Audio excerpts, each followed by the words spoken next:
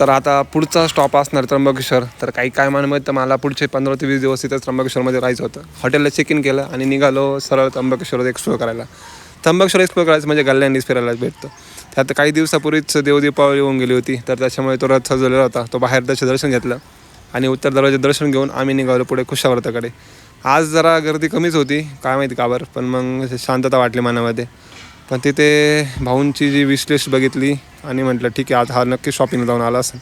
मग तिथून निघालो आणि जो रथ आहे तो पार्किंग करायचं काम चालू होतं. आता पुढच्या वर्षीच हा रथ बाहेर निघणार आहे. योगायोगाने ते त्र्यंबक राजाची पालखी पण चालली होती, तर आम्ही तिथे दर्शन वगैरे घेतलं आणि दुसरी गल्ली एक्सप्लोर करायसाठी निघालो. त्यात एका ठिकाणी गवती चहा दिसला, फ्रेश होता, तर मग चहा वगैरे घेतला आणि दुसऱ्या ठिकाणी निघालो. त्यात भरपूर ठिकाणे आहे जे की अजून एक्सप्लोर करायची बाकी अजून.